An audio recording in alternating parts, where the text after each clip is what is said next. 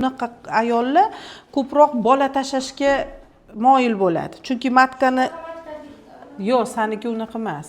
Sanda перегородкасы yo'q mana. Ikki shoxli prosta. O'shaning uchun mana shunaqa bo'lib turibdi. T ko'rinishida bo'lib turibdi-da, endometriy qavat. U bir tekis bo'lishi kerak o'zi. Endi qara.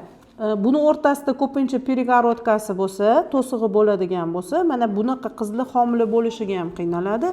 Ayrimlarda ikkita bachadon bo'yni, ikkita matka bo'lib qoladi. Va bu qaysi bittasi kattaroq, bittasi kichkinaroq bo'lishi mumkin, mana shu перегородкani. Birinchi marta masalan homilador bo'lsa, 15 haftaga yetishi mumkin. Tushib qolaveradi. Keyingi marta homilador bo'ladigan bo'lsa, 30 haftaga yetishi mumkin.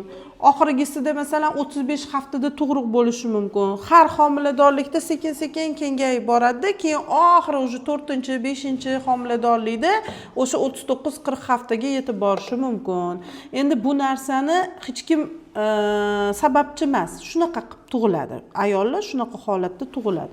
Tug'ma nuqson hisoblanadi bu, demak matkani tug'ma nuqsoni. Xo'p, bu yerda biz xursand bo'layotgan joyimiz ana shu o'rtasida to'sig'i